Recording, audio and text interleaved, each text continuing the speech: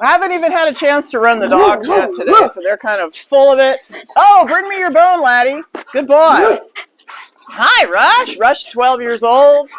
Nikita, 3 years old. Matt, 5 years old. You've been rolling in some chicken poop. Laddie, 5 years old. There's Barkley, 4 years old. Go get it.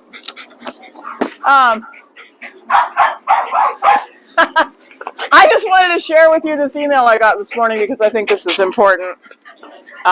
Great question. I get this question a lot. So I just thought instead of writing this guy back a novel, I would go ahead and make a video because this might help other people too that are shopping for a puppy. This guy's name's George. Thank you, George, for writing in. He says he has a quick question. It's usually not a quick answer to a quick question, so I'm just putting it on this video to help everybody out.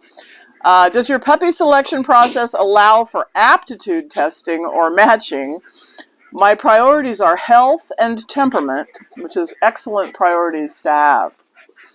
I had a wonderful boxer who was sick all the time and passed at 10. Well, you know what? If you were able to keep a boxer alive for 10 years, then you must be a fantastic dog owner, because boxers are notoriously unhealthy. They're the veterinarian's best friend. They love to see a boxer coming because they're going to get rich off of that thing. So if you do your breed research, you will find that a lot of these breeds, the boxers, the bulldogs, are riddled with health problems, and so then you just have to decide if that's something you want to sign up for. We'll get into that a little bit more here in a minute. I have a poodle who is afraid of his shadow. So assuming healthy parents, I would love to select based only on temperament. Penny, for your thoughts. This is such a great email because so many things popped out into my mind as I was reading it. Number one, no matter what breed you are getting, any breeder who is not doing DNA genetic testing for diseases in their breed should not be breeding. It is the easiest thing in the world to do. All of my adult dogs have DNA testing either through Embark. No, I'm sorry. Yeah. Is it Embark? Yeah. Embark or Oravet. And what you do is you just take a cheek swab and you send it in, and they run all the tests that are in that breed, that are known in that breed. I mean, there might be some things they don't test for yet or they don't know exist, but for every for every known disease, they test for that, and they let you know, is your dog a carrier? Is your dog affected? Is your dog clear? So depending on if it's just a simple recessive gene, then you can take that dog that is a carrier or even affected, and you can breed it to a clear dog, and you can get all puppies that only carry one copy, and they're going to be fine. So as a breeder, the breeders are so afraid of these genetic tests because they don't know how to read them, and they're afraid they're going to get this really hot shot show dog that they have, and it's going to come back affected for something. Well, you know what?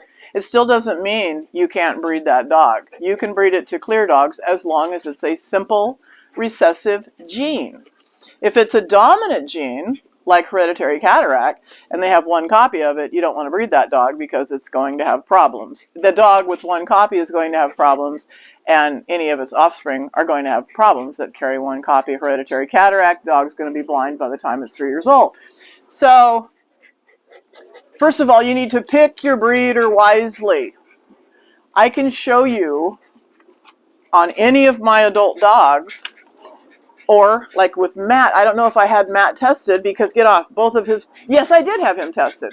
Yes, he is tested, but sometimes a breeder will have an offspring like Nikita. Nikita's not tested because her dad was clear for everything. I own him.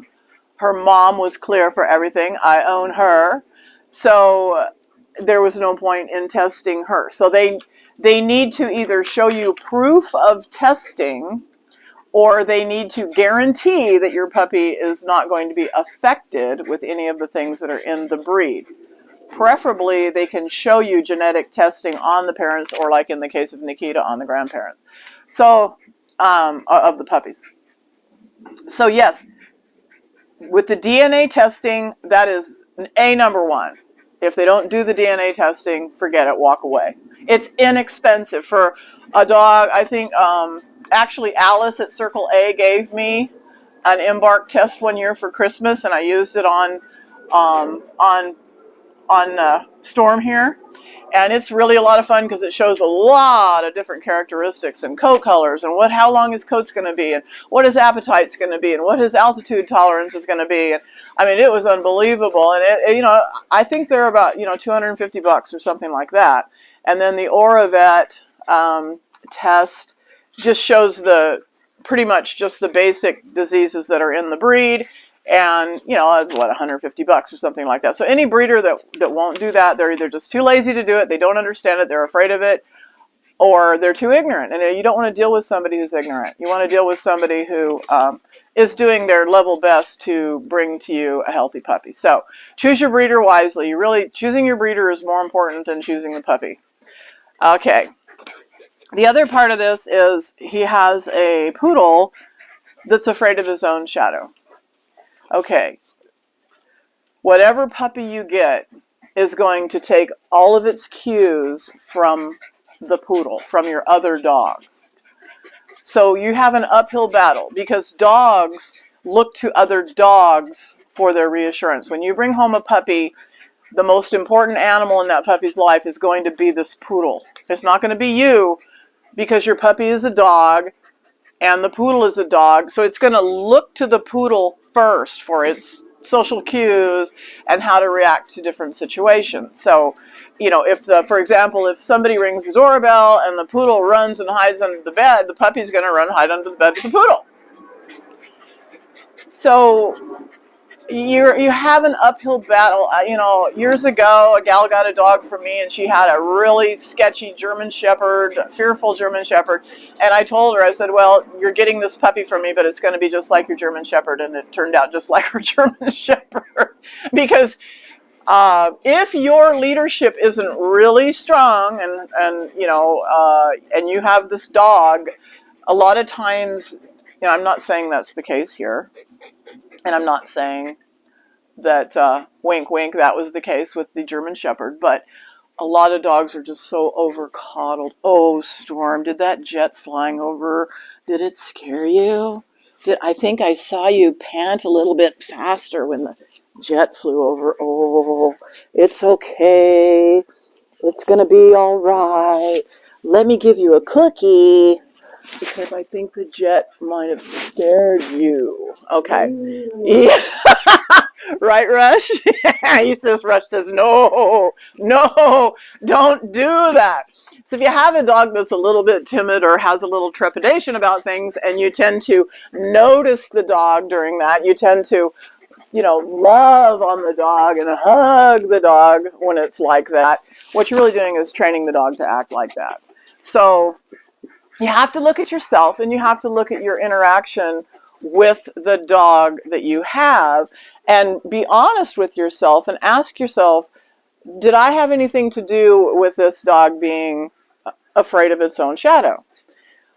What can I do to not have the same interaction with my new puppy so that it doesn't become afraid of its own shadow? Usually when I'm adopting a puppy out to someone who has dogs in the home, I ask about the dogs in the home because chances are your new puppy is going to be just like the dog that you have in the home. I don't care what breed you get. Now, if you get an older dog, an adult dog, that you really like say I decide I'm going to adopt out some of these adult dogs and you come over and you go, yeah, I really like this one. Well, the chances are it's not going to pick up on that so much because it already has its own personality cemented in. It's a 2 or 3 or 5-year-old dog. And so then it comes into the home. Like, I'm not telling this guy not to get a puppy, and I'm not going to tell him not to get an Australian Shepherd. But if I had a basket case poodle at home, I'd probably go get about a 2-year-old golden retriever because, that has a personality, because that's going to help that poodle, and the poodle isn't going to rub off on the 2-year-old golden retriever or whatever. So, but if you have your heart set on getting a puppy and you know, he's got his heart set on getting a little mini Australian Shepherd, all the aptitude testing in the world, which I honestly don't believe in any of that, because puppies are constantly evolving, changing, learning from their environment, learning from you, learning from the other dogs. And when they do these tests and temperament tests, if somebody comes over here and starts doing that stuff to my puppies, I tell them to leave. Get off of my place, because first of all, there's no science to it. There's no proven science to any of that crap. And they start dropping things and pinching their toes. Get out of here. Get off of my place. You're not going to do this to my puppies. My puppies are in an imprint period until they're 16 weeks old. So don't be dropping books and pinching their toes and all this crap that they do to these puppies to try to prove they have some kind of a personality or the other. That's all bogus, in my opinion. When you take a puppy home, yes, it does have a personality. It has breed characteristics. It's going to have its own. Every single one of these dogs has its own personality, but they're all delightful. They're all different, but they're all delightful. So you have to just get that puppy home, and then you have to make it into what you want it to be. And the problem with this breed, like, you know, he's wanting to pick, let's see, what does he say? I don't want to make this video too long. I would love to select based only on temperament. Well, by the time that we can tell temperament, which really you can't, you know, I can tell in my home, in my litter box, in my whelping box, on my patio, in my play yard, here's how they act. Well, you have your own personality. You take your dog home to your own environment, and you might end up with a completely different dog than I saw here, because you're going to make it into what it's going to be. You're going to take the personality that it has, you're going to develop that forward. So if every single person wanted to choose based on temperament, I would spend my entire life sitting here on the deck watching people mull over puppies, trying to decide what puppy to get. But here's the reality, and I used to do this. I used to sit on the deck and interview people. Okay, like maybe I'm going to breed Nikita to Storm here. You know, Nikita's about to come in heat. I usually don't like to have winter puppies, but I might breed Nikita to Storm, and it will be an all tricolor litter, black tricolor litter. And they both have blue eyes, so pretty good chance that the puppies will have blue eyes. So if you decide you want a puppy from Nikita, then you are going to get a black tricolor puppy that probably has blue eyes. So don't tell me you want to put a deposit on Nikita's litter and you want a blue Merle, because it's not going to happen. But in this breed, people want a certain color. They want certain eye colors. They want certain markings. They want a collar. They want no color. Or I had one guy that came and got a black bicolor puppy from me. He'd been looking for a black and it, you know, it was great. Everything's great, but he'd been looking for a black bicolor puppy from me forever, or from whoever forever, and nobody had one, and I had one, and he was so thrilled. So it's the color in this breed that people are after. And the tail. My dogs are all, these puppies, Nikita and Storm's puppies, will be born with long natural tails, probably with a white tip. So I would sit on the deck with people for hours. Okay, tell me about your family. Tell me about your life. Tell me about your pets in the home. Oh, here's what we want, and we really don't care what it looks like. Here's what we want. The second those puppies are born, and I post the pictures, oh my God, she had a red tri. I want the red tri. That all the stuff about temperament and all that went straight out the window when they saw the red tri. So I don't do that. I don't play that game anymore. I'm not going to sit here on the deck with you for hours and interview you, because when you see that puppy that you want, you're going to put a deposit on that puppy, and a lot of people do it the day they're born. So if you want to wait around until they're 8 weeks old and come and try to pick temperament, chances are I'm not going to have a spot left for you at 8 weeks old. I might, but it's very unusual. And there's just going to be the one puppy that didn't get picked when it was a day old or a week old, or when its eyes opened and one was blue and one was brown, and oh my God, I've been waiting all my life for a dog with one blue and one brown. That is sort of the curse of this breed. With my American Eskimos that are pure white with brown eyes, then I don't promise anybody anything. When they get a little bit older, then as they come over and come get a puppy, first come, first serve. It's so much easier with the Eskimos. But with this breed, there's too many variables. There just are too many choices. So no, you will not be able to come over here and choose by temperament, because that can't be determined until they're, 49 days old. 7 weeks is when they're neurologically complete. But as I say, they are evolving into the dog that they are going to be. And it's up to you to take that puppy home and make it into the dog that you want. So limiting its contact with the scared of its own shadow dog until it's started to cement its own personality. So anyway, I hope this video helps. Sorry, Nikita. George, come here, Nikita. George, thanks for writing this letter, because I get a letter like this probably, half a dozen times a year. And this time, this one was written so well and straight to the point. And I thought, okay, I'm going to make a video about this because it's going to help even more than George. But look, if you come over here, and I welcome people to come and meet the parents. This is Storm. If I breed Nikita, Nikita, come here, Nikita. She's never had puppies yet. I've never bred Nikita. You come over, you meet Storm, you meet Nikita. You go, oh, those are nice dogs. I'd like to have a puppy from Storm and Nikita. Okay, then you're going to get a puppy from Storm and Nikita, but we're not going to sit here and do a bunch of temperament testing. So anyway, and I don't know that I'm going to breed Storm and Nikita. I haven't made up my mind if I'm going to do it or not. I've been taking a long hiatus, a break from breeding the dogs, sort of re-examining breeding the dogs at all. And but if I do, it would be Nikita and Storm, and it would be Barkley. I don't know where she went, and probably Matt.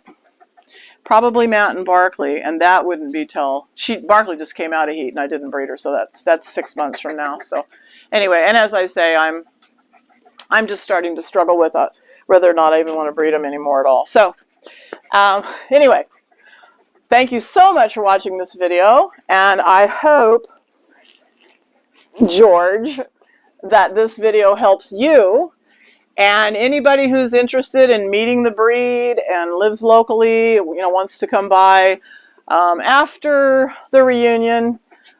Things slow down here a little bit, then we'll start having some visitor day and that kind of thing, so you can meet the breed. But anyway, thanks for watching. If you have any questions, drop them in the comment box below. Thank you.